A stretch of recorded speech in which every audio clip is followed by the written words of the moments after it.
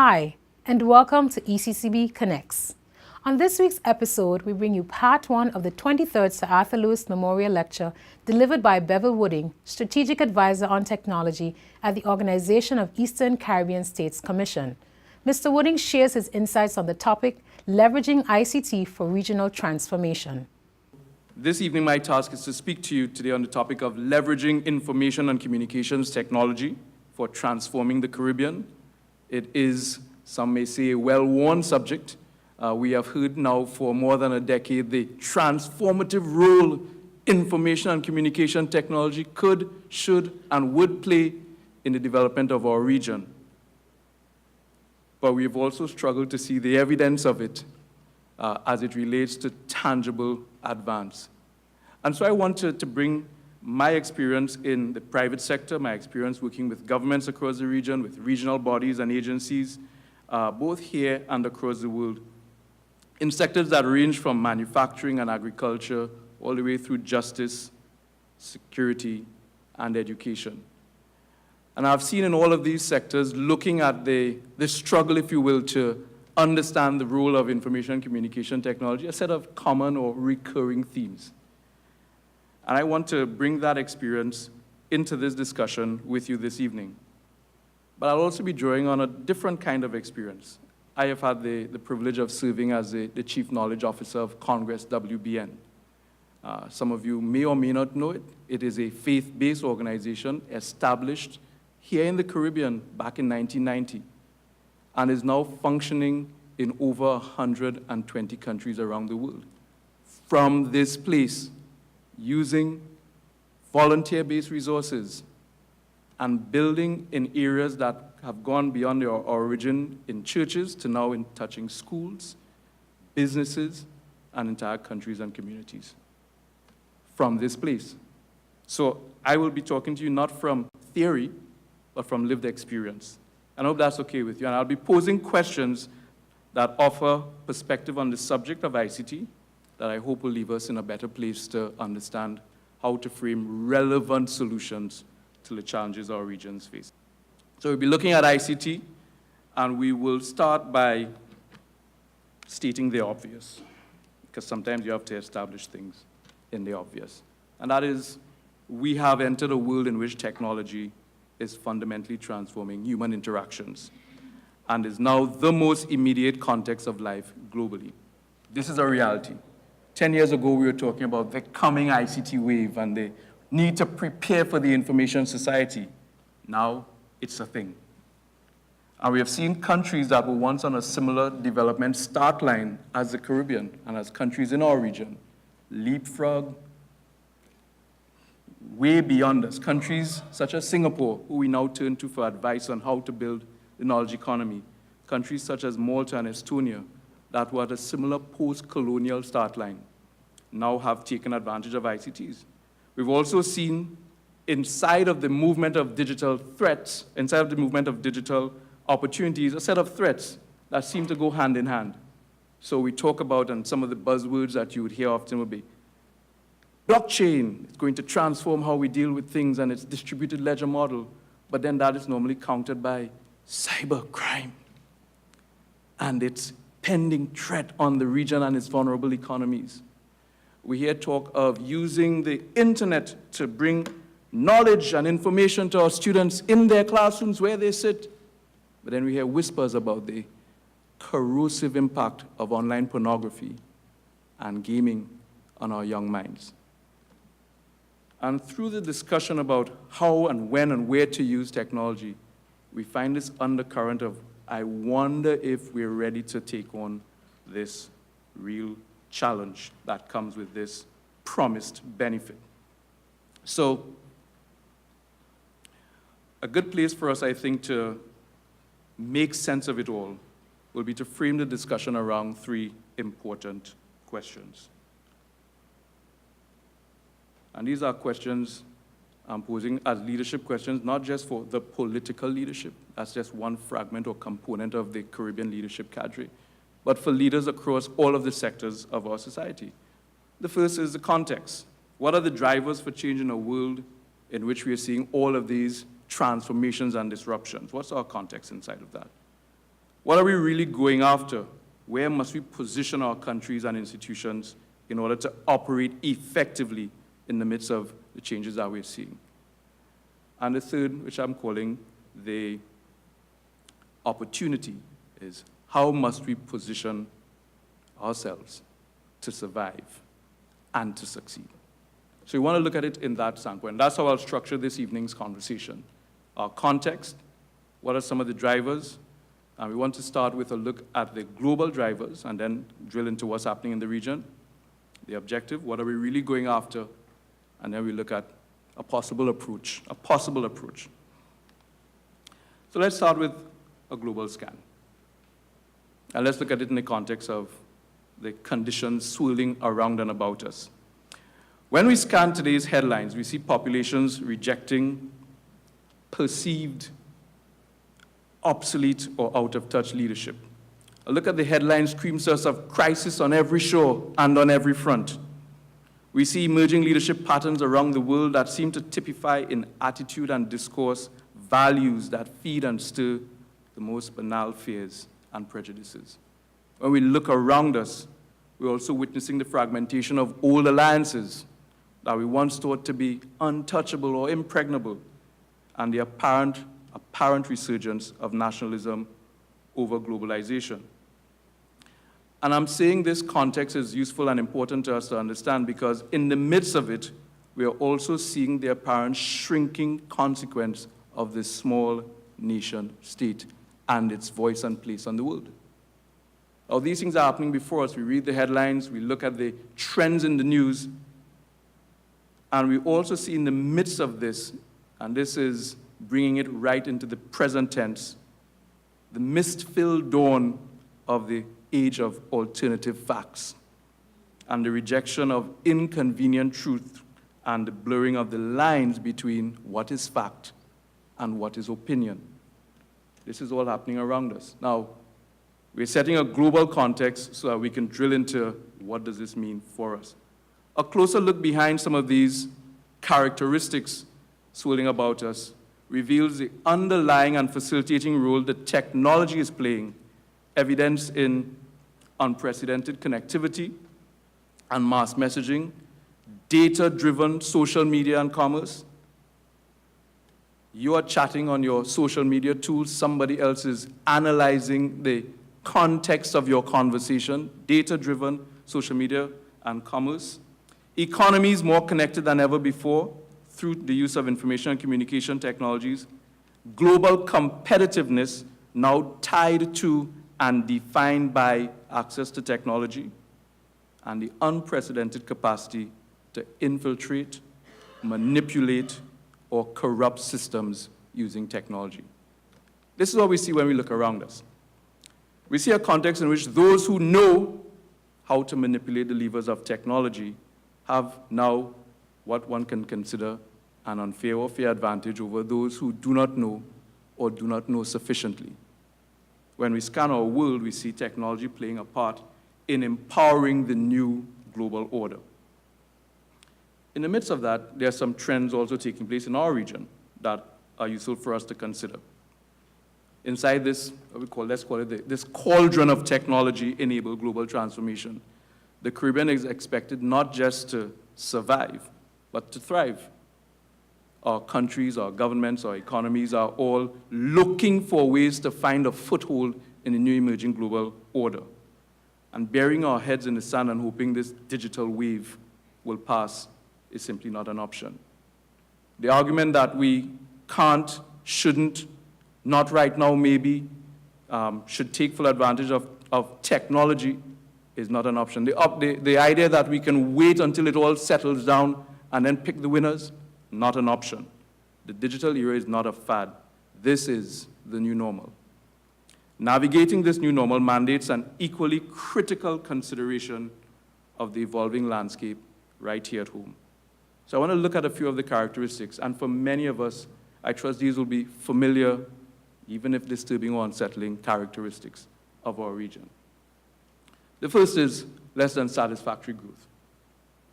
And I just want to use this simple, single statement from Dr. Justin Ram of the CDB to illustrate the point. He said, the Caribbean's economic performance as a whole continues to lag that of other groups, most notably other small developing states. This comparison with other small states suggests that small size alone is not an obstacle to growth, but rather that there are other structural impediments that might be the reason for the Caribbean's tepid performance. So in a world marching toward technologically enabled development, we have this first point to behold. The second point has to do with the limited innovation that we witness across the region. And the World Bank report from 2013 put it this way: the landscape of the economy in Latin America and the Caribbean is such that firms tend to start small and stay small. And we all know that looking at our neighborhood shops, looking at our various micro and small enterprises, and then looking at them over many years and then over many decades. And they become so familiar in their location, size, and context that this reality of limited innovation may not always strike us as something that is a problem to be solved. The 2018 Global Innovation Index report ranked the Latin American Caribbean region 5 out of 7 in the world's regions. And it assessed that in that ranking, 5th out of 7th, the top performers were the Latin American countries. Ergo, the Caribbean brought up the rear. And if that weren't enough, and I'm not trying to discourage you, but I'm just indicating the reality of the region and environment that we're inside of, we are witnessing high unemployment, particularly amongst our youth. Double-digit unemployment, in fact, for the young people, and in some cases as high as 40% in some member countries.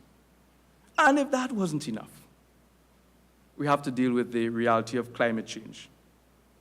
And the 2017 hurricane season put a particular exclamation point on the nature of the challenge that we face.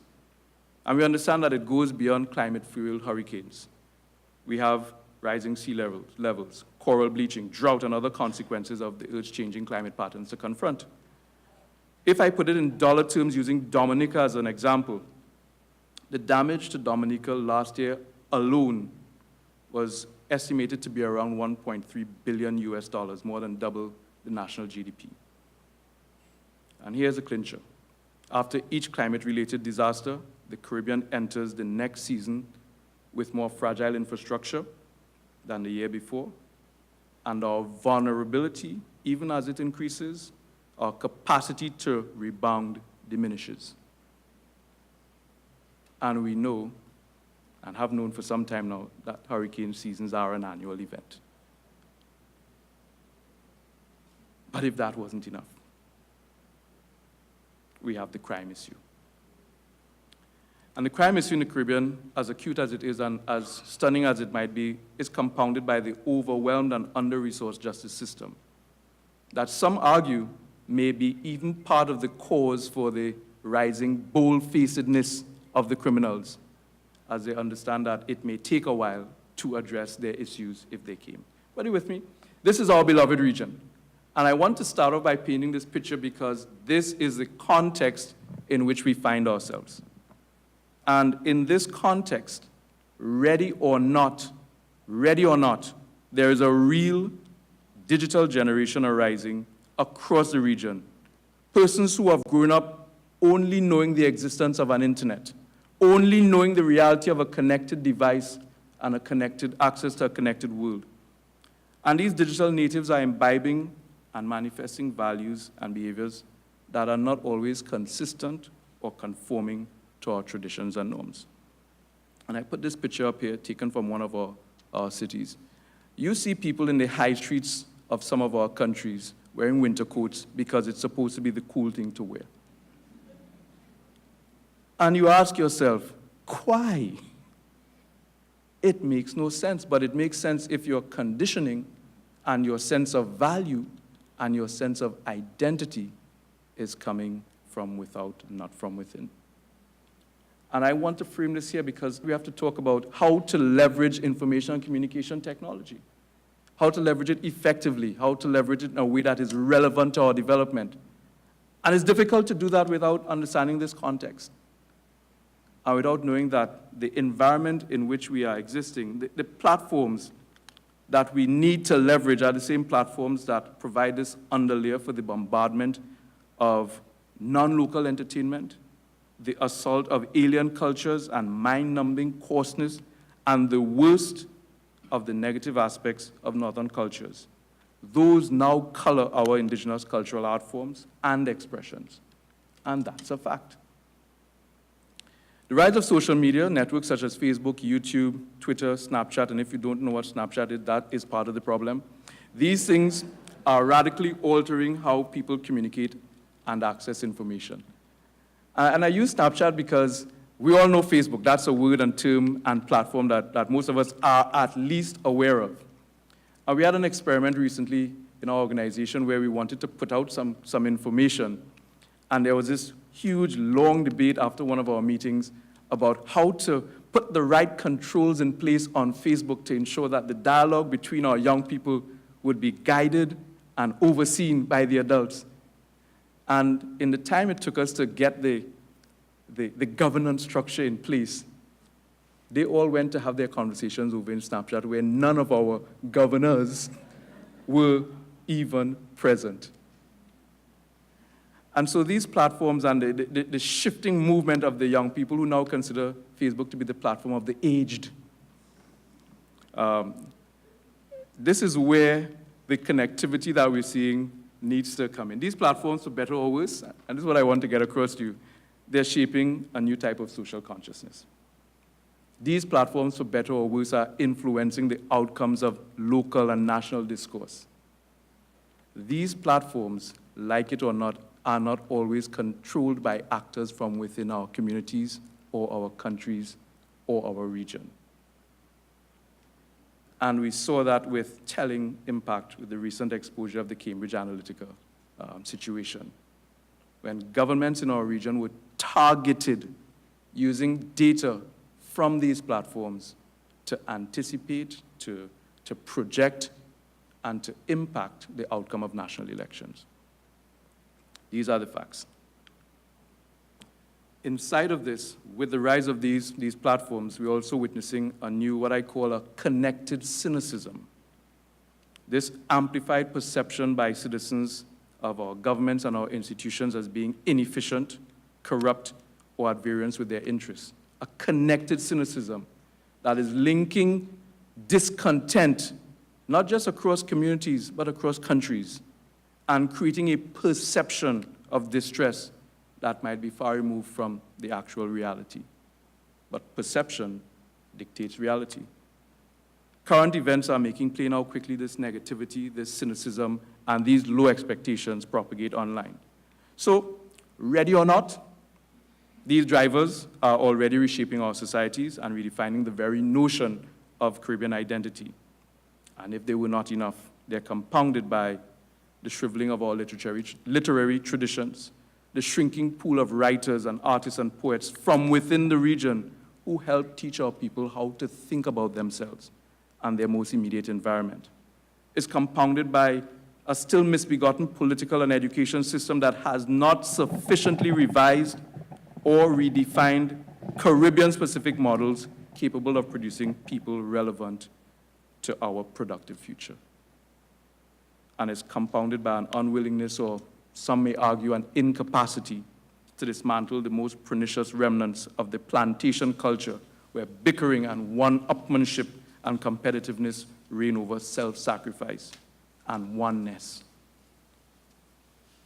where the driving preference of being king of a shack is preferred to being prince of a larger connected house. This is the context within which we find ourselves. This is the context within which the technology is being used right now.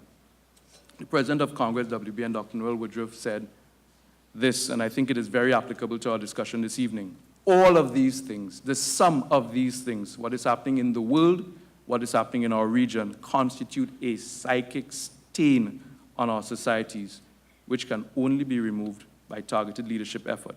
Removal of this stain is the prerequisite for our future success. I think that statement and this context sets the objectives for our collective challenge. And I want to put it this way. I believe, in spite of all of these things, there is a case for optimism. But this is the context we must confront. These are the challenges that we must address if we are to effectively and sustainably leverage technology in the Caribbean. To view any episode of ECCB Connects anytime, any place, at your convenience, check us out on YouTube or Facebook at ECCB Connects. That's it for this week's episode of ECCB Connects. Be sure to tune in next week when we bring you part 2 of the 23rd Sir Arthur Lewis Memorial Lecture. Thanks for watching.